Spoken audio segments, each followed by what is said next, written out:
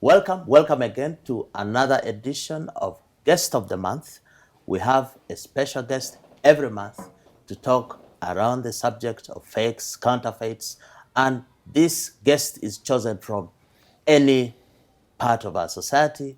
It could be a politician, it could be a religious leader, and on this show, we do not mind what your inclination is, what your race is.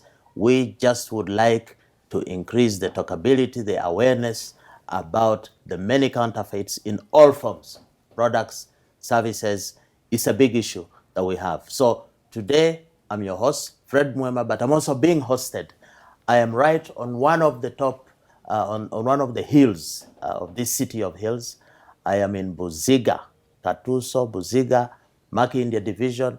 Maki-India Division is the top cosmopolitan part of Kampala. That's where I'm sitting. Very soon I'll be introducing my guest, but we are happy that we have had an opportunity as the League of the Genuine to increasingly reach out and touch so many people. Those who have followed us the last month, we have been dealing with cancer and the various issues. Today we are diving into another world. We are diving into the world of politics, or into the world of a politician.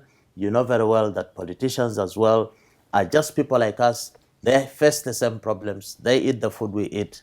They take the medicines. They also consume counterfeits. So none other than Honorable Nabilah Sempala Nagai Omuchala Wali. I think that was the slogan. It's still the slogan. I'm still here. You're still standing. Mm-hmm. The campaign's ended. No, I'm still here. I exist. You're still here serving. Mm-hmm.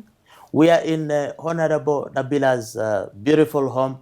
I don't know whether you'll be as lucky as us to get in here. We have had a world tour. Who designed this house for you? Yes, this has been a work in progress for the last 18 years. Work in progress where you have the structure, you have an architect, and then you say, no, let's change this. Then you enter the house, it's not finished. Then you say, well, the garage will turn into a living area. Then you say, okay, the stairs should change like this. Or maybe there's been a wall, let it break, let it be an arch, So I think as life progresses, we don't stop learning. Even a house should never be built and say, well, it was built, it cannot be improved, it cannot be remodeled. Typical Ugandan. I think Ugandans are among the few people in the world who enter a house and build while they are there, break while they are there. In other countries, the building authorities will not allow you to get in. They would say, maybe it's not habitable, but it doesn't matter. It's now a complete house. But Honorable, you've been in the news. You're doing things there in the news involving this house. What is happening? People look up to you. You have a big constituency. You're a woman leader. What is happening? I think there's no one who is immortal, and if you cease to be human, that means that you'll be like an angel and perfect. But I'm still alive. I still fall sick. I can cry. I can laugh. I can be sad. I can face problems.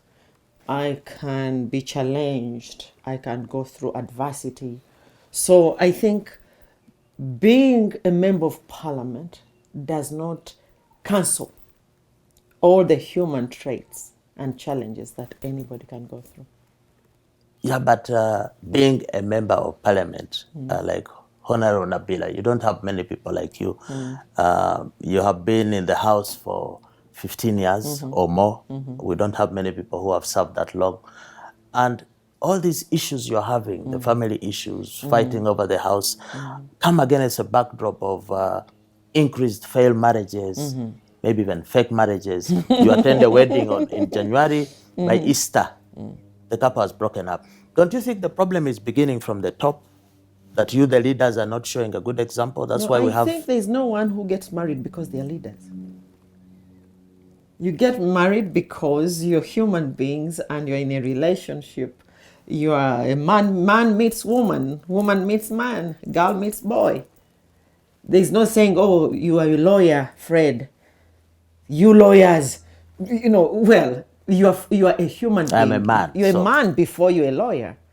So I'm a woman before I'm a politician. Now, of course, I'm after the new, office bearers swear in May. Your term will end. My term will end. Will that change what is happening to me now that I'm no longer in political office?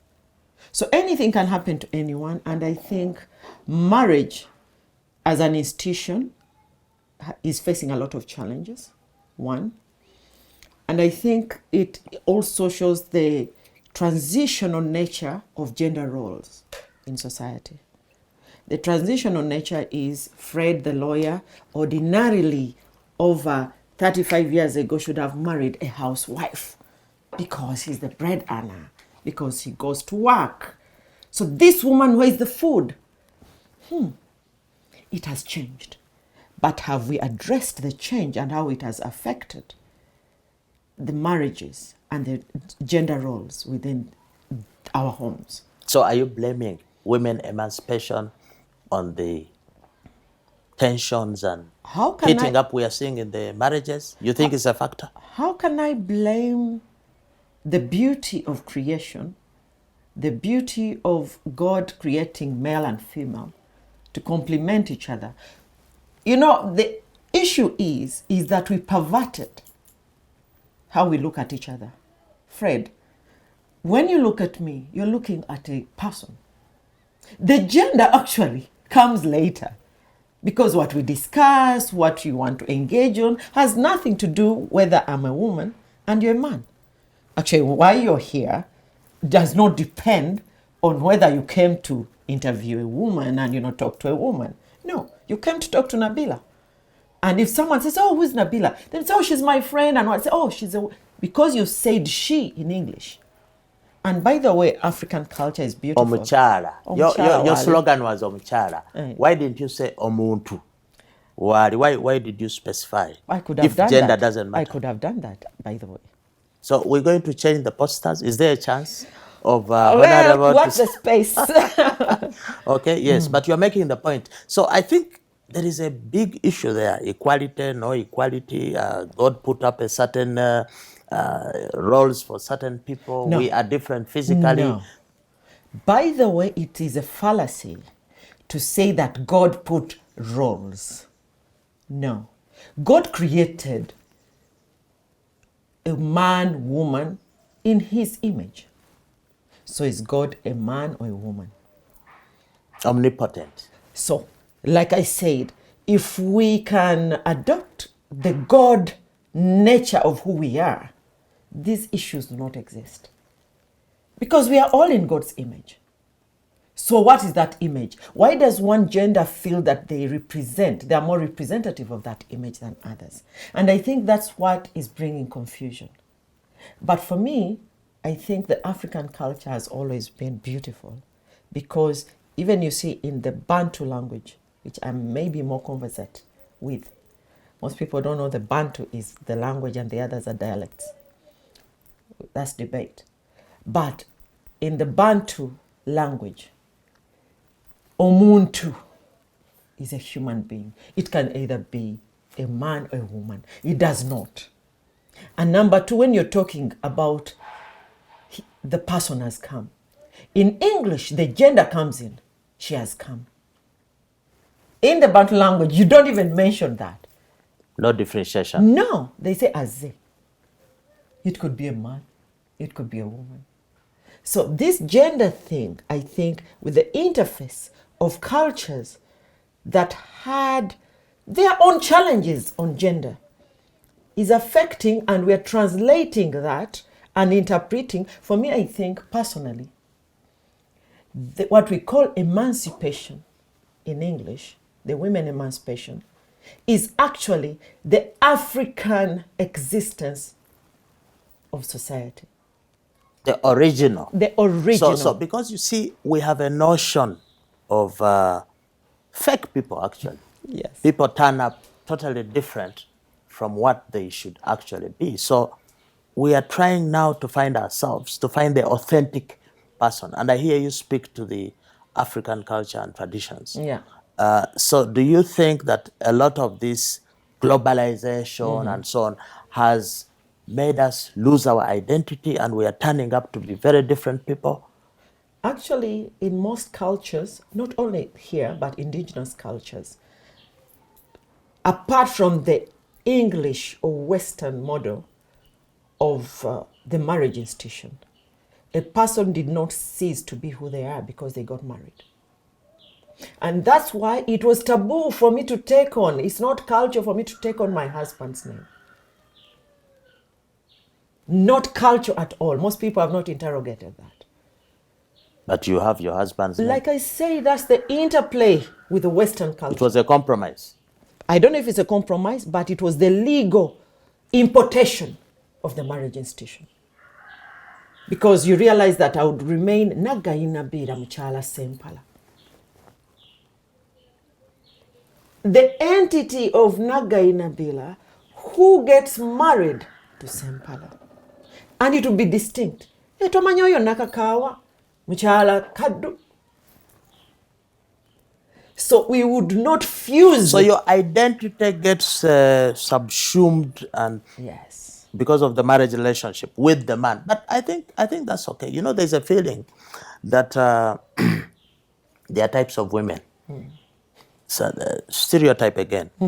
Society thinks a woman, a politician, an MP, how is she going to balance home life, public life? She's working late in the night, serving the people, going into meetings. To what extent has your service of your people as a member of parliament probably impact, or how can it impact on family life? How have you balanced the two? I've never looked at my life as a compartmentalization. That there's this compartment and this one. I'm a mother. I'm a daughter. Thank God my parents both are alive. My mother is alive, my father is alive. I'm a daughter of somebody. I'm a sister. I am a sibling. Then I'm a wife. I am a mother. I'm a friend. So do I separate all those things to say, when do you become a friend? And when do you become a wife? And when are you a daughter? When are you yourself? When are you a cook? When are you a cleaner? Because we are cleaners. I clean my house. I cook food. I'm a gardener. You cook for your husband? Yeah, I cook for my home.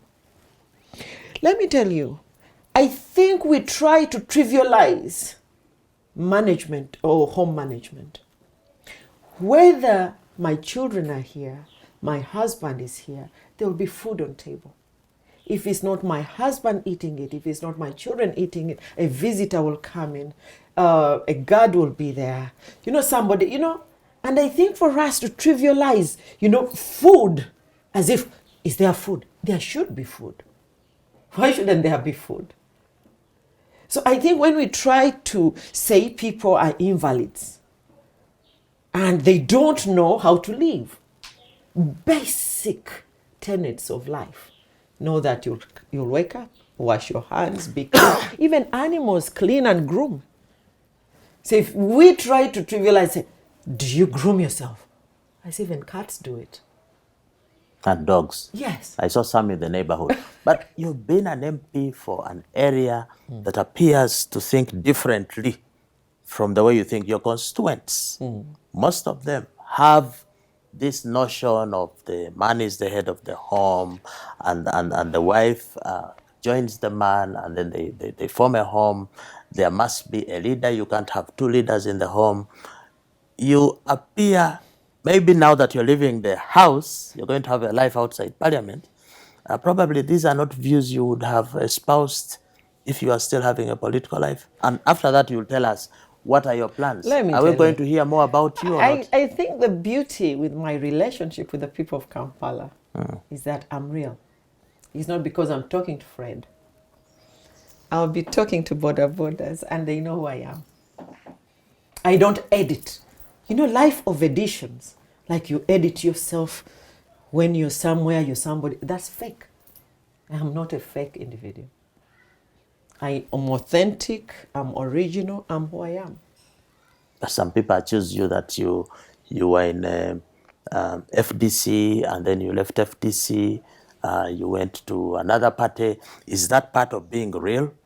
Let me tell you, a party finds Nabilah, the politician. I subscribe to the party. What is subscription? You are the lawyer. You can choose, and there are laws. You can cease to subscribe to something. And I think that's real. So anybody who wants to usurp your independence, your freedom of choice. And I think in Uganda, we have people who purport to own politicians. I think the choice to stand for office is not determined by the party. If Nabilah wakes up from her home and say, oh, by the way, I think I can stand for that office.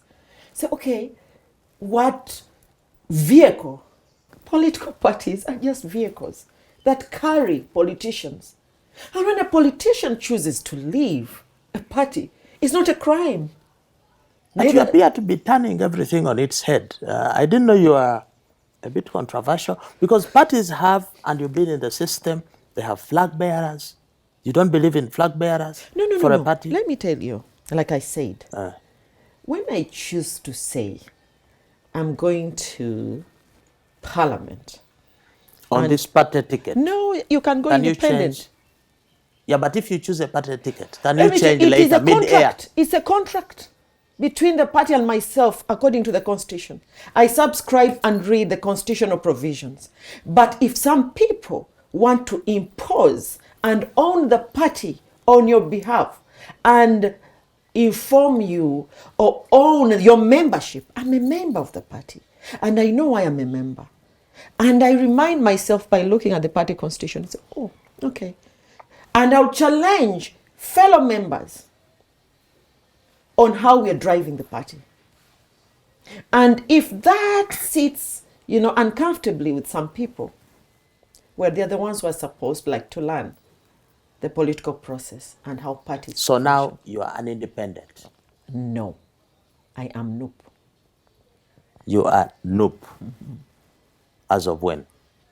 January 2021. You are out NUP. Mm-hmm. December, January, yes. Now, this show is intended to promote consumption of genuine products and services. Is it correct to say that in the Ugandan political space, we have had, or we have, fake politicians? That's subjective. Do you know of them? That's subjective. I'll not accuse, but fakeness is real. It exists in relationship, it exists in politics, it exists in business, it exists in, products. And politicians are products. And why I say that, there's a general belief that MPs go to parliament. You've been in 3 of those parliaments, and they're just out there to look after their stomachs, as they say, to increase their pay, to take money out of the public purse. There's that perception. As a member of parliament, you have a few days left. What do you say in defense of members of parliament to such accusations that you are self-seekers? I'll just say this. A member of parliament or any elected leader is doing a service to society, to their area, whether it's an LC1 chairman, whether it's a councillor of a parish, of an electoral area, a member of parliament, LC5 chairman, mayor, whatever it is, that is a noble service. A service to self or a service to the people? A service to society. And we cannot be uniform because it's individuals who apply that service with their character, with the situation, with the values of a community. Oh, by the way, do you have standard values? You're talking about fakes. If someone talked about a Uganda, what are our national values? We have minimum standards. We have minimum ways of living. Actually, you are among the few Ugandan homes I have visited where you access the house from the front. Most houses, the front door is never open. I don't know that you opened it today. They use the back. That's one of the ways of telling you're in Uganda. But we have minimum way of, do you greet, for example, as Ugandans, we are hospitable. If a stranger is passing around, you'd help them. You might even escort them. I don't think so. You're talking about a Uganda that is in your mind. People no longer greet each other. Very Here much. in Yes. Buziga, they don't No, greet. in Kampala, on the street. And if you choose to greet people, like in the mall, if you choose to greet someone in the mall, you would see the shock. That, where are you coming from? Hey, Maybe they fear you because you are an MP, so they can't just. It's not But for about us that. ordinary folks, we greet, we talk. Let me tell you, Fred, not everyone would come because sometimes we have masks. It's not like you come out and people say, hey, that's a member of parliament. No. There's a certain woman and say, hey, you're entering a lift and you're all masked. And then you say, good afternoon, everyone. You'd see the shock. And then you say, oh, how sad. So what happened? I don't know. We should ask Ugandans what happened to us. The value system. Before you interrogate the products, what is our moral minimum? You say, well, it's taboo. You greet each other. Courtesy, common courtesy. You open for each other doors. When you're leaving a door and it's going to close, open it and let somebody go through. But you see, it is. I think we've lost ourselves as a country. In 2011, you were in Parliament, and you remember I came there with a few of my people, and we had come to talk to the MPs about counterfeits. And I can tell you that what we found was that actually members of Parliament were actively encouraging the consumption, the buying and selling. They appeared not to appreciate. That was 2011. And so do you see, and eventually we spoke to your committee on trade, and gave you some information in respect of the anti-counterfeit goods bill, which you people had been peddling for the last 9 years and trying to pass, and you are not passing it. Don't you think that as members of Parliament, you have a big role that you played in getting us where we are? Because right now, more than 50% of anything that you'll find out there in the markets is fake, including the vegetables, the tomatoes, the insecticide, the shoe polish, the shampoo. And I feel that you have a share in the blame, because as legislators, as representatives of the people, you are actually actively encouraging them to consume counterfeits. Now we have a crisis. I think most people, when they say power belongs to the people, and it's partly delegated to leaders for a role, pass the budget, make these laws. But the implementation goes back to the executive and the civil service and the agencies that are mandated to do this. Most people don't know that a member of parliament is a jack of all trades and is a civilian. Can be a lawyer, can be a farmer, can be a teacher, can be a trader, but they will all come together on behalf of Uganda to look at the experts. If Fred Muwema is the expert in legal and what, we'll bring that expert to inform us so that we make an informed decision in the policy. And that's why laws are changed. Members of parliament exist to make laws, make amendments, reform, delete some others. Do all that. Repeal those that are obsolete. Like say, that can no longer. That's a law that has been on the shelves, but it does not exist. And we have them that go back as far as 19, something 20, because sometimes I think the need, like you say, the need for the counterfeit one, maybe the need has not come to the front to be explained, to be interrogated, to be appreciated, and for us to take back that appreciation to the people. Most people think that when members of parliament know something, it's automatic. No. We have to be accountable to our voters. Ask them, do you understand that? So that's why we are teachers, we are advocates, we advocate for these things. If they don't understand them, and the SCN has come to me, and I've appreciated it, I have a duty to my people who are traders, who are dealing in counterfeit.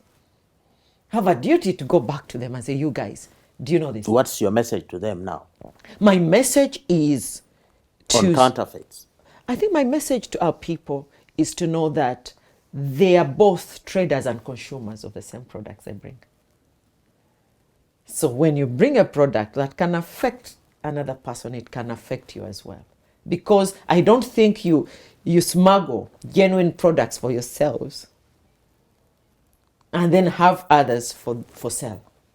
The alternative argument being that if you bring in fake brakes, fake spare parts, you don't eat those spare parts. If you need food, you need genuine food. So, and how about the accident? If now even the accident will kill your person. Yes. If somebody has bought those fake brakes and you're on the same road with your genuine brakes, the guy will hit you. The fake brakes will hit you. Now, why did Parliament take so long to realize that these counterfeits will affect every government policy? No, but buy Uganda, build Uganda, local content. Now the oil sector, the final investment decision has been made. The oil and gas sector is one of the most strict. We Ugandans are supposed to participate, and there are some areas ring-fenced for us to supply. But now, if Uganda, even where we have comparative advantage, food, our maize gets rejected by Kenya, do you think the expatriates who will come to work here in the oil sector will eat our food? We might lose out. You might find actually Chinese or Indians supplying the food, the tomatoes, the cabbage, because we are basically a country of fakes. Like I said, haven't our politicians let us down?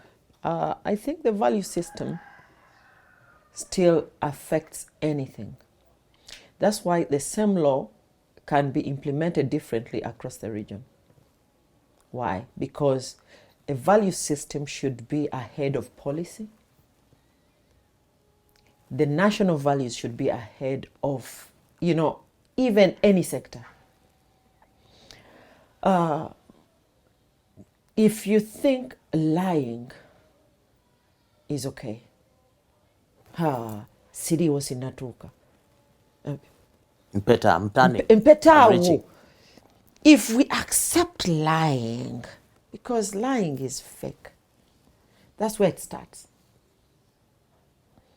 And because we think we can curtail the process of values when it comes to goods.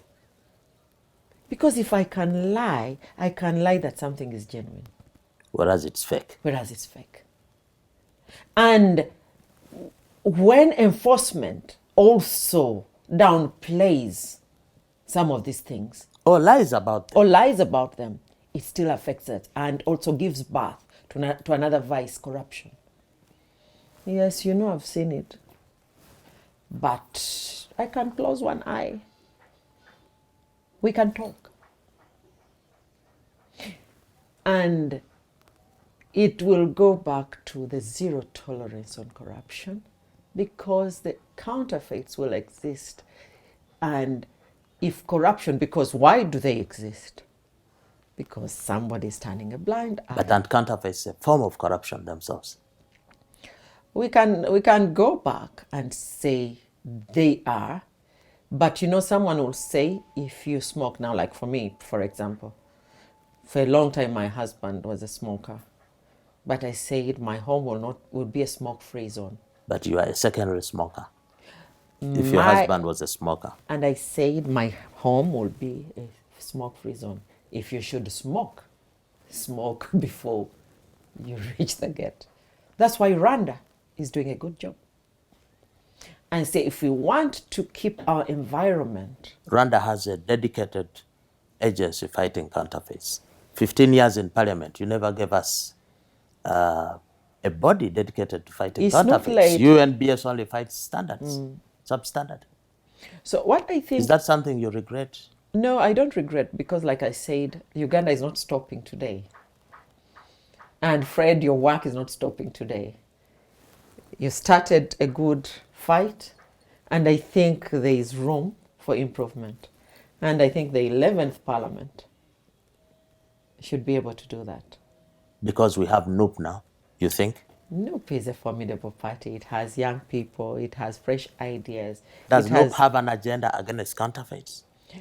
we can infuse. I think ACN should actually engage NUP as a party. I don't know. I throw the ball in your force. Yes. SCN is a platform that attracts everybody, irrespective of your political affiliation, if you are an independent, if you are whatever it is. Because when you go to the market, you don't have a stall for NRM, for NUP, for FDC. You all go to the same market. So SCN will engage everyone. So If you you're can welcome. use your influence to get us to talk to the new MPs across the political divide, so that we drive the point home. I think we should do it with a new parliament. Is new hope, new opportunities for legislation that has been, on the shelves for a long time to be done. So the regulatory authority for counterfeits can be fronted. You are very passionate about children matters. I think you're doing some work there. How have you seen counterfeits interfere with your agenda with children? One, they're the biggest consumers of counterfeit products. The children? Especially edibles. Like? They're cheap candies, cheap candy, cheap biscuits, anything cheap, juices that have gone somewhere like it's 100. No one questions so long as there's some sugar. A child does not, know the difference. So I think counterfeits, especially edibles, consumables, they affect our children most. Have you had experience with counterfeits as a woman, as a mother, as an MP? What was your experience? Could you paint a picture for us? We know very well that the products that come on the market, because of the levels of poverty, people say, I don't want to delve much into the quality so long as my children can have their stomachs full. And that's why you see we become dumping ground for expired biscuits, expired juices, expired milk, We become dumping ground, but, our children's stomachs dumping ground. Are they garbage? Pits. So I've seen that. It's very painful. But like I said, poverty is a vice too. And people take advantage. And because of that, a lot of the children now are getting what previously were adult diseases, like the cancers, all those holes you see in the heart. Even diabetes. Diabetes. Yes. It's really a problem. But when you're in parliament, you passed some policy or a program on imports, verification, PIVOC. Yeah. Has it worked according to you? Where have we lost the war on this? What I think is, like I said, corruption unevenly applies the law. PIVOC would be good, but I think it is more looked at as a money venture than a quality control venture. It's revenue. For UNBS? For UNBS. So anything comes in, provided we hit the target? Yes, because it involves companies bidding to do it. It involves money. So the spirit behind PIVOC I think needs to be reawakened periodically so that we understand why PVOC was, initiated in the first place. And it was initiated in the first place because we don't believe in our people. It goes back to the value system. PVOC deals with imports, Yes. but we have local manufacturing. Increasingly, we're having more and more fake locally manufactured goods. Is there a regulatory gap again, or is it just a question of ethics that we have gone down so low that we shall do our best to ensure that we defy standards? A lot of factories, they actually make a lot of fake stuff, many of them. Like I said, our people don't have borders in their minds. There is no border in the mind of a Congolese until they are reminded that, oh, this is the border point. Because they say, I'm going to do this, across. I'm going to drive because I need this from there. Our borders are usually just artificial reminders. And what we do within these borders, that's what creates government and sovereignty. And now that sovereignty, how is it used? Is it used just to check people's passports? Is it used just to tell people this is a borderline and, welcome to Uganda? Why is it that when you go to our neighbors, Rwanda, where we are interlinked, we are the same people, the sovereignty there, the government there, has insisted on saying if we want to keep Rwanda clean, this shouldn't come in. You banned Kavera, we still have, don't we? It still goes back to the fountain of honor, the president. The presidency is a very powerful office. If the president believes in something, it becomes policy. Because when his party will take it, the members of parliament will pass it. And many of these things, the president has been in between some of these policy and legislative pieces that we pass. Because now you'll pass the say Kavera is bad and what, and then the manufacturers will seek audience with the president. And somehow they say, okay, I'm still understanding, let my people. But I have seen the president complaining about fake acaricides. The acaricides are used to treat or to kill ticks. Actually, one time a few years ago, he wrote a very angry letter to the Minister of Agriculture saying, who allows the import of these fake acaricides? And just now in the papers, we saw that people are losing cattle because of fake vaccines. The president likes cows. So surely he cannot be supporting counterfeits. No. Let me tell you, loving somebody or something does not qualify you to be an expert on it. I'm glad that my father is a retired veterinarian. And that's why those two areas are separate. And one of the cardinal mistakes that was done in this country is to merge two sectors because you think because they all exist somewhere on farms. What was that merge about? The Ministry of Animal Industry and Fisheries was separate. Because those are animals, those are what? And then these are the plants. So even distinctively, the faculties are different, even when they're studying. But they are interdependent. The plant health will affect the animal health. Even the and human it will health. affect the human health. Now, why don't we merge everything? Ministry of Health and Animals and Agriculture and Fisheries. So, because you see, when someone is treating an animal, you can't say, I was also treating my flower. I was also looking at my plant. The two are so different and how they act, because a plant may not really cry out in pain, an animal will. An animal is closer to a human being than a plant is. And even, that's all medicine, veterinary medicine and animal medicine. Why the two are different, but they are more actually closer.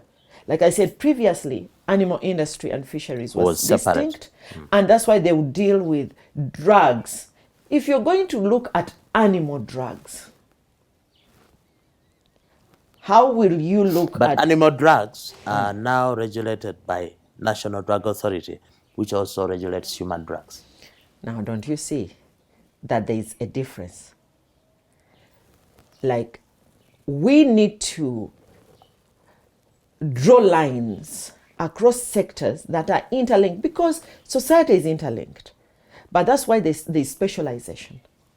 And I'll tell you, my father's biggest pain as a retired animal lover and specialist is the way cows are moved across the country. Before even you go to the standards, the standard that is applied on movement of cattle, It's not enforced. During Amin's time, cattle which were coming to Kampala to the slaughter, to the abattoir, they were holding grounds.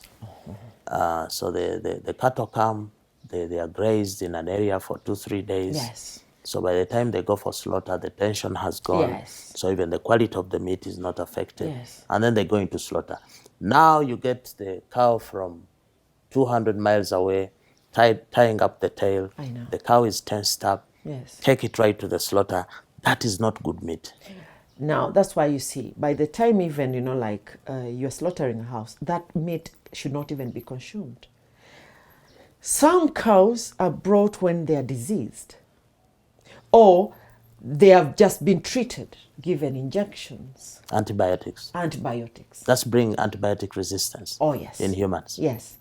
So there's a lot of things. It's not like Uganda didn't exist. And, unfortunately, most people think Uganda started in 1986.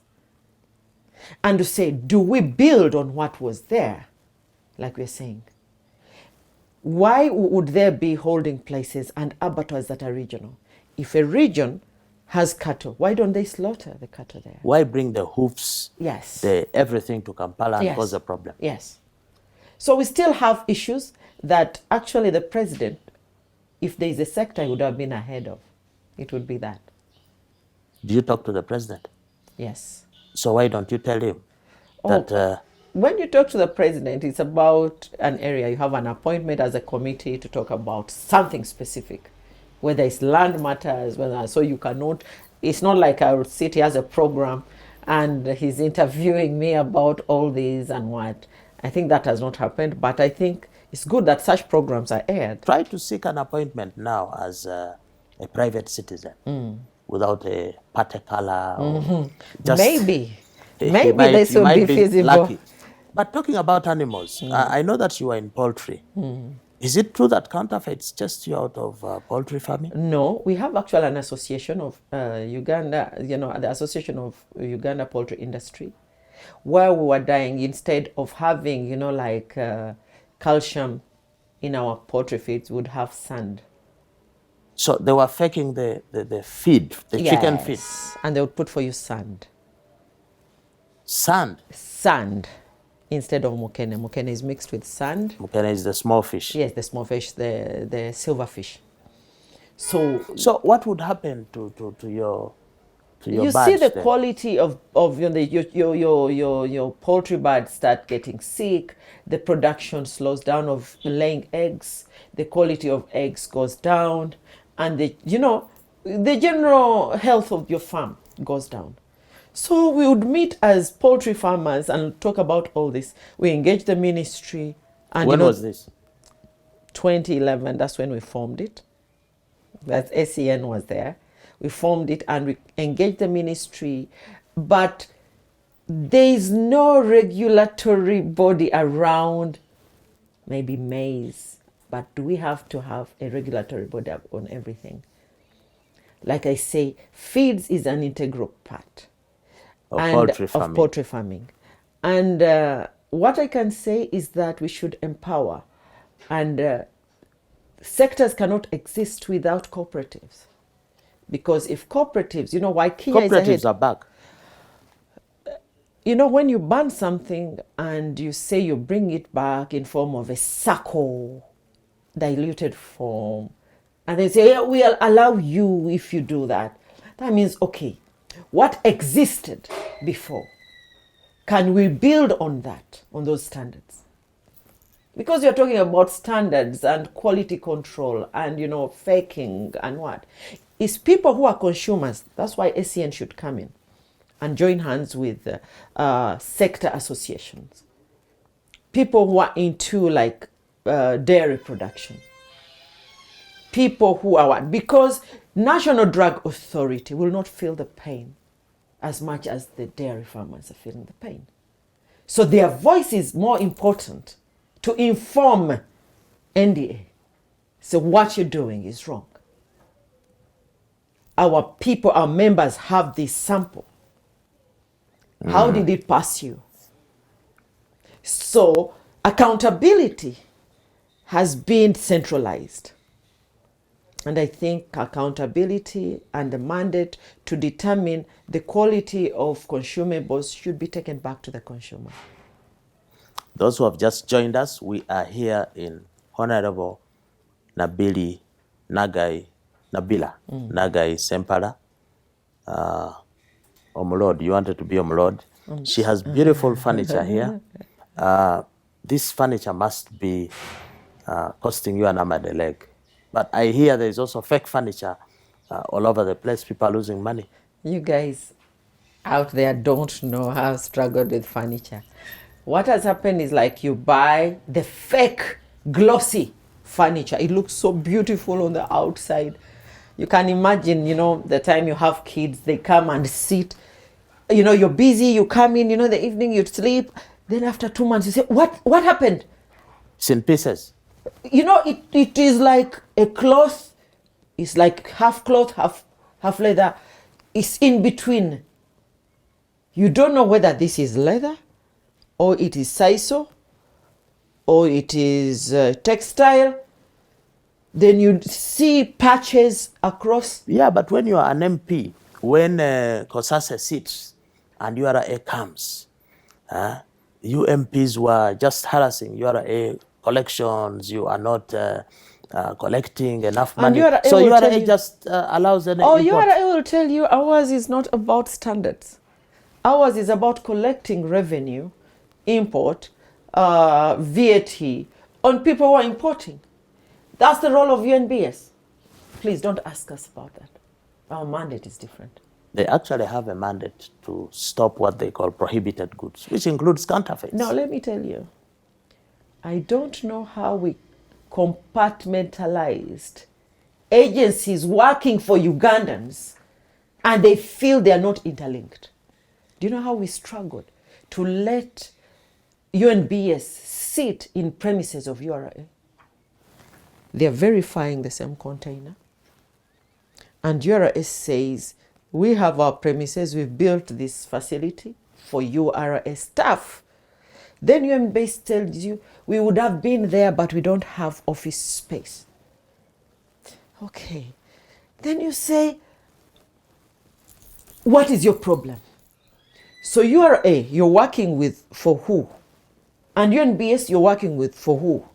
Say yes. For the same Uganda. Yeah. But they tell you our budget is different. For us, we did not get money for office space. It's URA that got that money. And URA will tell you this is our space. And we need to go back to the ministry.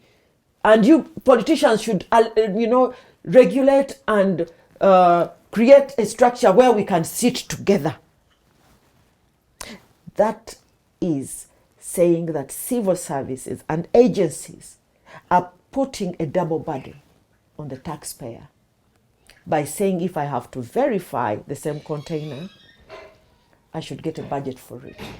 The Ugandans saying, but I already passed money. If I passed like 100 million, why don't you use the same 100 million to do the same work? After all of you are paid salaries. Then that becomes a problem, a program. We will see, we'll have a workshop, fund that to see if we can do that together. Get big allowances. Yes. So we still have a problem that will still go back to the party in charge, NRM. It has been in charge, so it cannot disown the mess that we find ourselves in. Honor, we're about to close, but as we were driving, to Mark India Division. This is Mark India West. The Las Vegas of Kampala, all the nightclubs, they're all here, the fine restaurants. But as we were driving, there is a phenomenon we observed. I think one of the fastest growing businesses in this town is religion or religious based. Every You two call it a blocks, business. there is Fred there is controversial, you guys. no, no, no. Look There at is- him. It's growing. That means there's a demand. A business is anything which has supply and demand. Every turn, there's a church. Every corner, there is. To what extent do you think religion or spirituality is affecting or impacting us in terms of poverty? Because you're going to have the lunch, I don't know, overnight, then you'll have this. What is your experience with that? Religion versus spirituality. Is it a problem we Africans are facing? Are we focusing elsewhere? Are we handling somebody's problem or burden? I think religion is a facade. It's a facade. Yeah. Which religion? All religion, I've not said any. All religion is a facade. Nabilah is a practicing Muslim, and I didn't hear you say that Islam is a facade. No, let me tell you. I'm talking about religion, but because I'm owning the word religion. Religion is a facade, and it is an importation. Was it verified? Was there people? You are a HX also. Because most of the mainstream religions in Uganda are imports. Yeah, true that. Imports from the Middle East. Did we have PIVOC to verify whether this Spiritual pivot. Yes, spiritual PIVOC to verify whether these products that were being imported into the country were genuine or fake? Or fit for purpose. Yes. I can say this, that African spirituality was more authentic, more purpose-filled, it was holistic, and it was not competitive. Because now we see why you call it a business is because there's competition. Fred, how do you interface with Nabilah? You are not a Muslim. You are different. Now the imports started making us have fake relationships. But the traditional African, our thing that we had, is talked about in terms of paganism. We didn't know God. Now you're saying that after God was brought, then we have a facade. Isn't that really? And that's why, you see, before religion, you could have a gentleman's agreement and it would be honored. So what is fake now? Your word was your honor. Your word was your honor. But these days, you have somebody who will pray the whole night, go to church every Yes. Sunday, and during the day, he's doing the opposite. Yes. So I think religion stimulated and fertilized fakeness in relationships, fakeness in our words. We profess something else, but deep inside ourselves, we believe something else. Or we do something else. We do something else. But that's not the fault of the religion. I think that is the fault, the individual weakness of Nabilah or Fred. You could It's say, not that they... you could say a counterfeit is not a problem of the manufacturer. It is the problem of the consumer. Well, we could argue. It could be the same. But like I say, if you asked anyone, did you choose to your religion or your parents did it for you? But when you gained the age of majority, you decided to stay because you appreciate it. You've been conditioned. You've already been conditioned to think that is what is your option and only option. And the choice becomes a controversy, a taboo in the family. You know, it splits families. Not just splitting families, countries go to war. Oh, yes. Many of the deaths On behalf of God. Many of the deaths we've had are religious wars. On behalf of God. And if you say, show us the sanction that God gave you, fight for me. kill in my name. Yes. Of course, no one would, but already, blood would have been spilled. Like I said, the more religiosity a nation has, the faker its values and its policies. No wonder countries like the Scandinavia, where majority of people say we don't subscribe to any religion, they'll not lie. They are more authentic. They are more authentic. For us with churches in every Oh, corner. yes. Well, I think we need to have somebody from the churches, from the imams, to come and speak to this. Because the reality is that we're having a lot of fakeness. We have fake pastors, we have fake imams, we have, even the Bible is being faked. So it's really a tragedy. And the younger generation that is coming up don't know where to look anymore. But I think God still reminds us to be authentic, because he did not ask you not to seek truth. And the good thing that there's a waiver in every religion. After they condition you, they say, but the decision is still yours. Because you have self-will. To do the right thing. So I think that takes us back, that is still the human, is still a person who makes decisions to be authentic or fake. And the decision to have values of saying we should not have fake medicine. It should be the consumer should talk about it. But like I said, some of these webs that trap people into poverty and then say the only option is for you to take the fake product. So I think our economy should be boosted. We should work hard to see that the poverty, trap does not really swallow most of our population, so that the fake products are their only choice, and one, so that there is affordability of genuine products. Of course, the view we have as the League of the Genuine is that there is nothing wrong with your religion. You can have your religion. But I think the challenge is that some people misuse or misrepresent. And they go out there and they do fake things, but then they hold the flag claiming it is for a religion, whereas it's not. What we know here is that the common denominator in all major religions is compassion. Okay.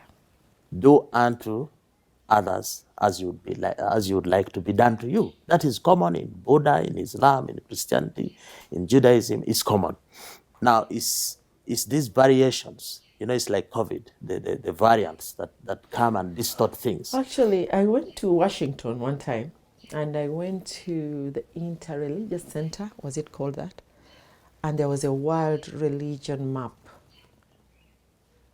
and the origin and what, and Africa was a blank space. No religion? No, because they paint Buddha, they paint where it comes from, and then Islam, and then Judaism, Christianity, where it comes from. And for us who are blank. Because it's like we don't exist when it comes to knowing God. We don't have an export of our version of God. Because, like I say, you export ideas, import products, export products. But one of the greatest imports in Africa is religion. But do we export our version of God, our interface with God? No, we are blank. Actually, I looked, and that was 2006. I said, wow. Then I asked the people in the conference, I said, you guys, we know God in Africa. Said, yeah, but it's either you have subscribed to Islam or Christianity or what, but there's nothing authentic about the indigenous knowledge There's of God. nothing Original about African. So we are copies. Yes.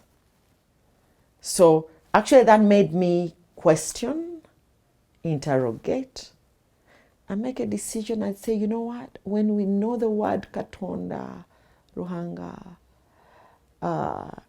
when we know the word creator in all our languages, so who imported those words to us?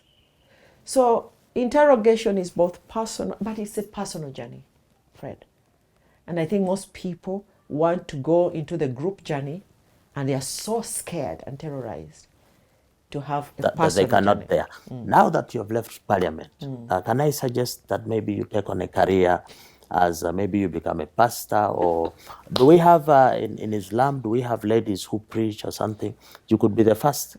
Take on something in that area. No, because let me tell you, I don't want people's projects. I don't want to take on people's projects because they'll subscribe how I should do it and what.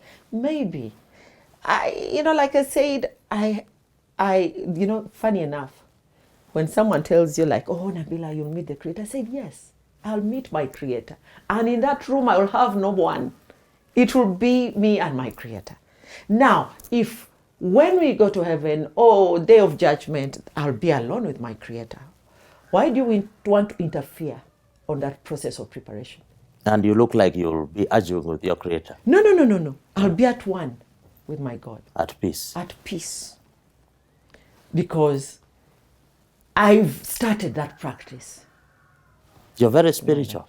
Oh, yes. I've started that practice. How will you face God when you've not read, when you've not prepared? It is because they'll tell you it will be a personal moment. So do you take personal preparation? That's why I say that process for me, I don't want a lot of interference. I just want to really listen in and be, informed by my creator. As they say, you are your own man or woman. You don't follow shadows, other people's shadows. Like I said, the good thing is that all religion, for me, by the way, with religion and Islam, I picked one thing. Say that you'll be answerable alone. Personally. No father will answer for their son or daughter. No daughter will answer for their parent. You will not answer for your community. Maki in the West cannot come. You'll answer for yourself. Now, if I'll be in that examination room alone.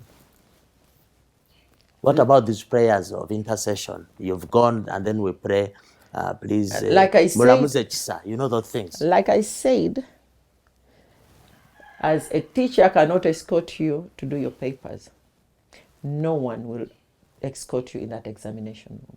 You prepare. Either you read and wake up at night, prepare for that exam. People inform you. You'll get knowledge from instructors, from what. Do your best when you're alone. And I think that's something, if we become more authentic as Ugandans, as African people, to who we are and who we are created to be, I think even the counterfeit will close. Because when everybody is genuine, that's when we shall close. Yes. Anyway, I think we are, I'm being told we've exceeded, overshot the time, but I think it's partly because we're very comfortable here. Usually we don't have this level of comfort. But as we leave, maybe just tell the viewers, are you going to cling on to politics? Do you have a plan after politics? I'll tell Ugandans, like, politics is a service. What I've done in Parliament, like I say, Parliament, it was a choice for me to say I've served 3 times, 15 years in Parliament. You're happy with your service? I'm happy with my service. And that's why I said I wanted to, transition to local government where I could do practice. Like, I work with children. I have an organization, Arms Around Africa Foundation. Arms Around Africa Foundation. What does it do? We work with children, we work with youth, we do skills training. We have a girls and boys mentorship program called the African Girls Forward Club. Teenagers, we deal with teenagers 12 to 18 years, where in COVID it has saved a lot of lives. And I saw an ambulance yes, out here. Yes. We have the AfriMedic program where we work with partner hospitals and clinics and medical agencies to, if there is an emergency, they can say, oh, we need the Arms Around Africa ambulance for that. And then we see how we can complement our community outreach. And I still do that work. And actually, I'm doing more of that work now that the busy political life is coming to an end, I think I'll engage more of my time with the into that. community. What do you tell your fellow politicians who don't think like you, whose life is? Let me tell you, no one was born in political office. That's why I say we have everything.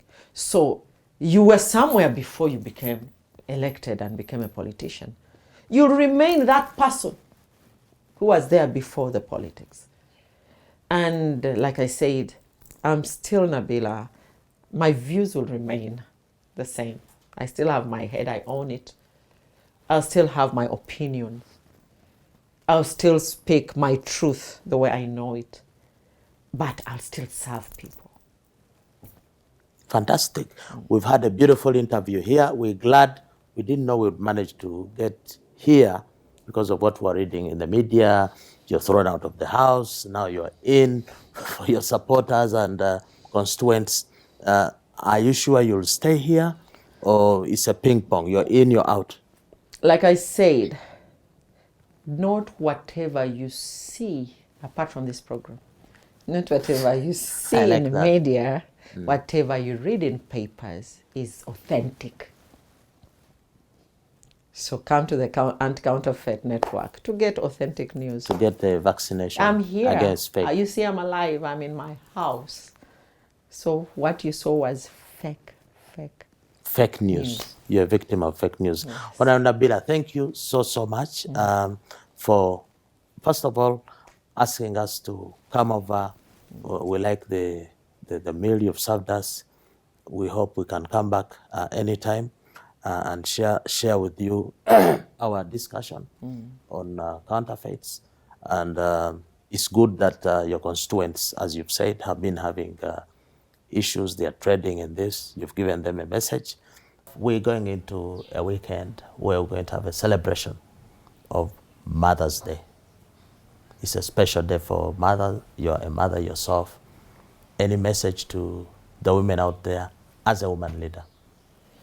Well, we are entering Mother's Day, and motherhood is one of the greatest assignment and gift and lifetime engagement that any woman should have.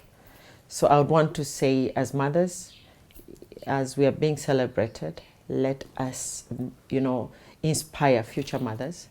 Let us talk to future mothers. Let us talk to our children about responsible relationships, because whatever happens to us, mothers, we are the ones who should pass on the values and the challenges and the opportunities that motherhood can bring. But like I said, as mothers, the duty as the teachers of our children is very paramount, and we cannot downplay it. But I want to wish everybody out there a happy Mother's Day. Thank you much, Honorable. Everybody has a mother. Everybody came through a mother. So I think that's a special day. We should all join to support that campaign. We would like to sign out now. This has been our Guest of the Month episode.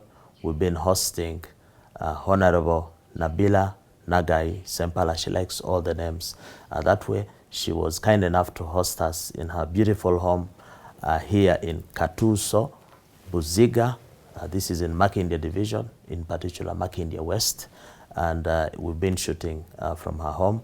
So until the next Guest of the Month, we sign off from Katuso, Buziga, in the west of Kampala. Thank you so much.